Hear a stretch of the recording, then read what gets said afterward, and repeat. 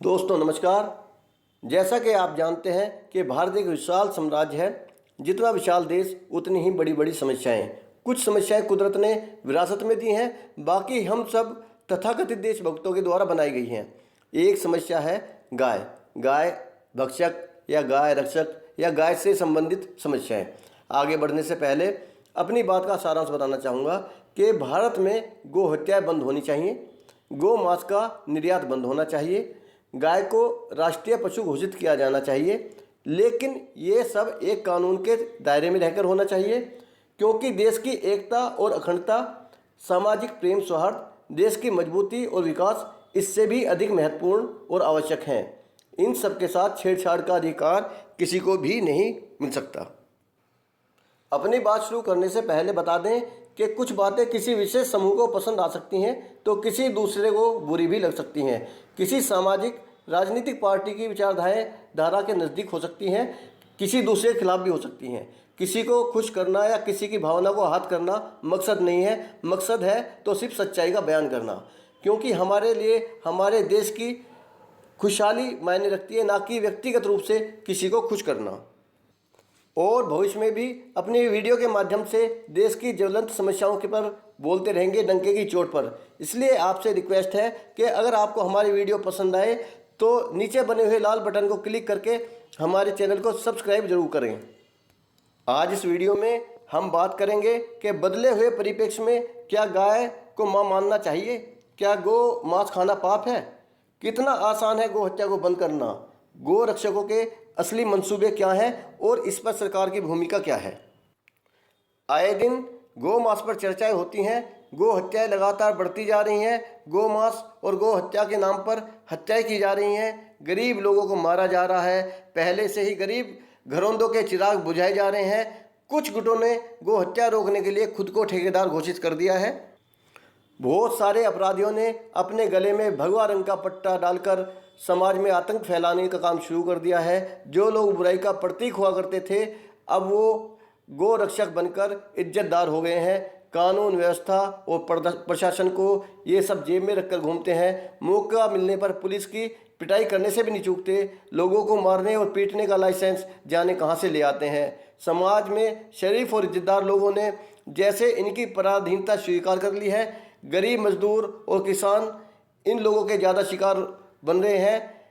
उन जस्टिस मार्कंडेय कार्टूजू का ये कुछ भी नहीं बिगाड़ सकते, जिसने खुलेआम कहा है कि मैं गौ मांस खाता हूँ। गाय को मैं अपनी माता नहीं मानता, क्योंकि वह घोड़े और कुत्ते की तरह एक पशु है। ये समाज की एक बहुत बड़ी समस्या बन चुकी है। दोस्तों आगे बढ़ने से पहले गाय के बारे में बहुत सारी जानी सुनी अनसुनी सूचनाएं जानकारी आपको देता हूँ। हिंदू धर्म में प्राचीन काल से गाय का महत्व रहा है और आज की अर्थव्यवस्था में भी रीढ़ की हड्डी माना जाता है।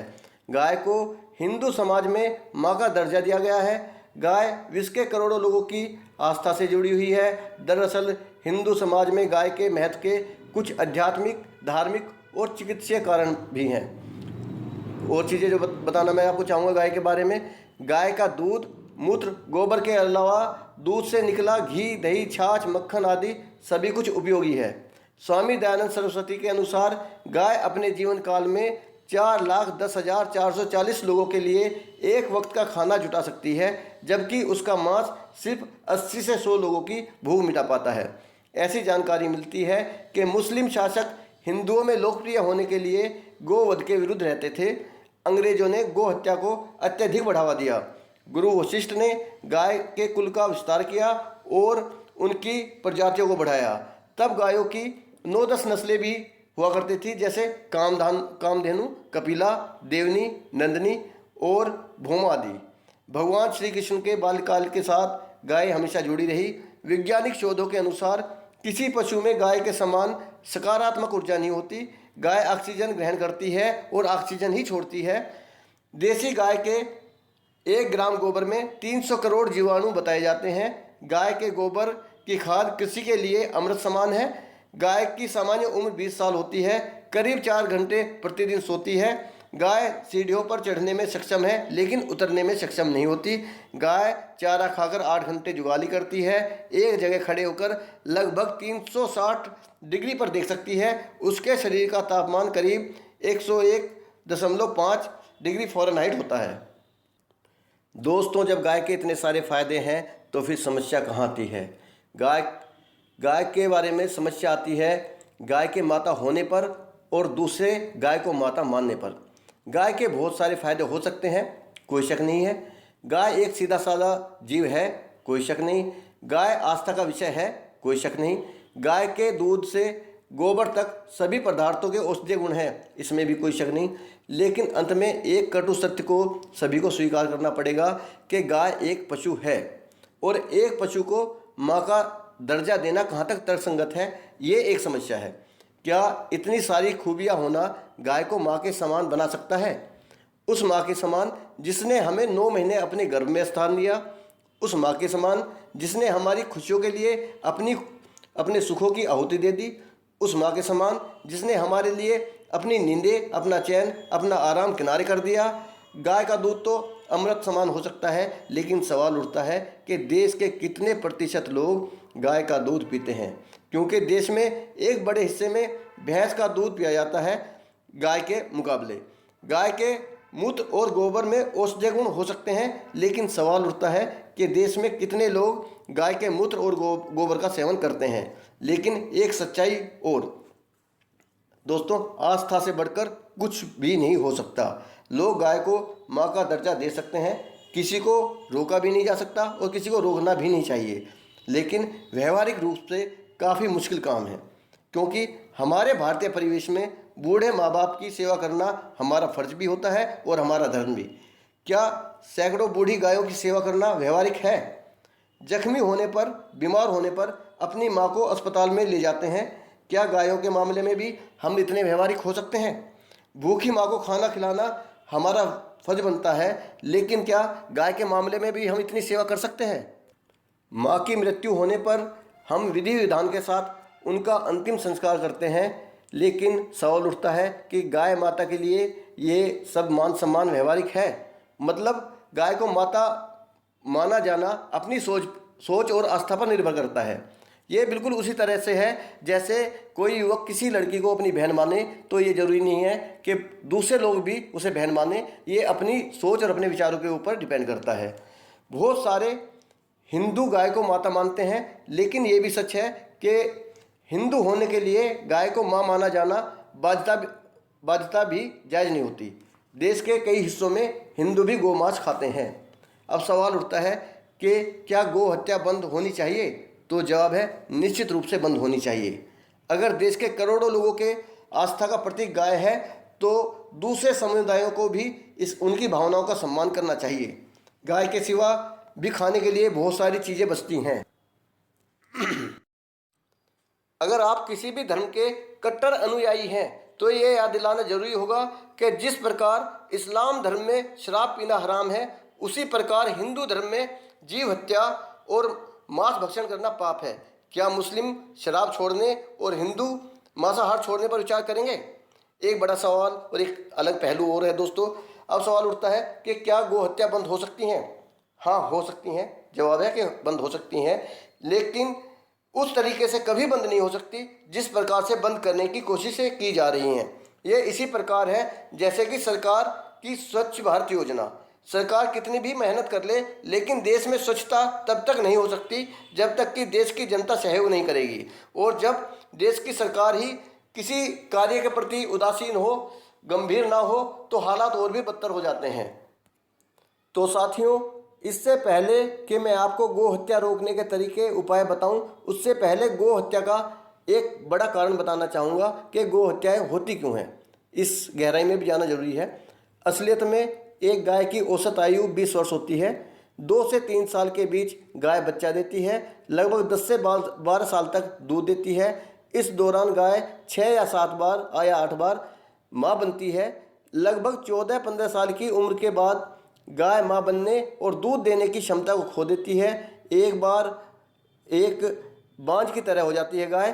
किसान गरीब होता है, खूंटे पर बांधकर कई सालों तक चारा नहीं खिला सकता। गरीबी से जूझते हुए किसान को गाय को कसाई के हाथों बेचना मजबूरी हो जाती है। इसलिए गाय हत्याएं ज़्यादा होती हैं। गाय हत्या होने का एक बड़ा कारण है। फिर गो हत्याएं कैसे बंद हो, पहला तरीका बताता हूँ। जैसे कि आप जानते हैं कि भारत दुनिया में गो मांस का एक बड़ा सबसे बड़ा निर्यातक है। तो सरकार को गो मांस निर्यात पर पूर्ण रूप से बैन लगा देना चाहिए। सरकार गो हत्या निर्यात बंद कर देगी। फिर सरकार स्लोटर हाउसेज से गो मांस खरीदना बंद कर देगी। हो गई गो हत्या बंद। अब एक सोच निकल के आती है कि सरकार को निर्यात से होने वाली कमाई बंद हो जाएगी, सरकार को राजस्व की हानि होगी। तो कोई बात नहीं, कमाई के सैकड़ों स्रोत हैं। देश की जनता की भावनाओं, आस्थाओं, मान्यताओं का सम्मान करते हुए ये नुकसान सरकार को उठा लेना चाहिए। अगर सरकार जरा भी गायों के प्रति गंभीर है तो सरकार को पैसा कमाने के दूसरे जरिए और दूसरे स्रोत ढूंढने होंगे। अगर गो हत्या बंद करने के दूसरे समाधानों के बारे में बात की जाए तो दूसरा तरीका बताता हूँ। निश्चित रूप से ये भी उपाय व्यवहारिक और मनमाफिक नहीं होगा, क्योंकि बड़ी बड़ी समस्याओं का समाधान लोगों को बिना किसी सहयोग दिए और बिना किसी त्याग के चाहिए होता है, जो कभी संभव नहीं हो पाता।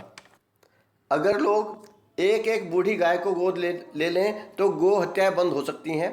अगर इस कार्य को सिर्फ गाय रक्षक संगठन ही कर लें तब भी काम चल जाएगा और गायें कसाईयों से बच जाएंगी। अगर ये भी मुश्किल लग रहा है तो क्यों नहीं किसी किसान से एक बूढ़ी गाय खरीद कर उसे अपने खर्च पर किसी गौशाला में दे दें। अगर गाय रक्षक एक एक गाय का खर्च भी उठा लें तो यकीन मानिए गायें सड़कों और कूड़ों के ढेरों पर कूड़ा खाती नजर नहीं आएंगी।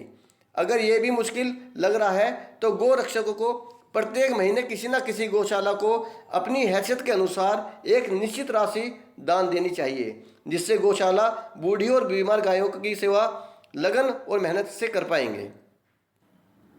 साथियों, अगर आप गो रक्षक हैं और आपको इनमें से कोई भी तरीका पसंद नहीं आया तो मानिए आप ना ही गाय को मां मानते हैं और ना गायों की पूजा करते हैं, ना गायों की हत्या रोकने के लिए आप गंभीर हैं। आपका मकसद सिर्फ अपनी राजनीति चमकाना है और गौ माता का नाम इस्तेमाल करना है और आप गायों के लिए कुछ भी नहीं करना चाहते। सिर्फ आप गायों के हक की लड़ाई सिर्फ सोशल मीडिया पे लड़ना चाहते हैं, अपनी राजनीति चमकाना चाहते हैं और आप गाय हत्या बंद करने के लिए किसी भी तरह से गंभीर नहीं है। इस मुद्दे पर सरकार भी एक कन्फ्यूजन की स्थिति में है। तथाकथित गो रक्षकों को खुश करना भी अनिवार्य है और बीफ का निर्यात करना भी जरूरी है। आपको बता दें, भारत बीफ को निर्यात करने में दुनिया में प्रथम स्थान पर है। यद्यपि बीफ में गो मांस के साथ साथ भैंस का मांस को भी शामिल किया जाता है। सरकार एक प्रदेश में गो रक्षकों के समर्थन में दिखती है तो दूसरे प्रदेश में गो मांस खाने वालों के समर्थन में। गाय की हत्या को गैरकानूनी बताती है, लेकिन अगर सरकार से बूचड़ खाने पर लाइसेंस ले लें तो ये जायज़ हो जाती है। एक राज्य में गो रक्षा के समर्थन में सरकार नारे लगवाती है तो दूसरे राज्य में सरकार के लोग गो मांस खाकर गो हत्या का समर्थन करते हैं। सरकार दोनों पक्षों को खुश रखने के लिए दोगला व्यवहार करती रहती है। साथियों, अंत में आपसे हाथ जोड़कर गुजारिश है कि हमारा देश महान है, हमारी महानता हमारी एकता में है। हमारे देश हर दिशा में दुश्मनों से घिरा हुआ है। हम उन दुश्मनों से तभी टक्कर ले पाएंगे जब हम एक होंगे। इसलिए देश के अंदर हमें जात पात और धर्म के नाम पर नफरत के बीज नहीं बोने चाहिए। इस तरह के मुद्दे खड़े करके हम देश के लिए ज़रूरी चीज़ों से ध्यान हटा देते हैं। आप देख भी रहे होंगे कि पिछले कुछ सालों में हम विकास के बजाय सांप्रदायिक बातों को तवज्जो दे रहे हैं। अब हमें संकल्प लेना चाहिए कि हम एक हैं, एक थे और एक रहेंगे। दोस्तों, मेरी अगली वीडियो एक ऐसे ज्वलंत विषय पर होगी कि आपके रोंगटे खड़े हो जाएंगे। उस वीडियो को देखने के लिए मेरी इस वीडियो को लाल बटन दबाकर क्लिक करें। मुझे उम्मीद है कि आपको मेरे विचार अच्छे लगे होंगे। आपका वीडियो देखने के लिए, सुनने के लिए आपका बहुत बहुत धन्यवाद। जय हिंद, जय भारत।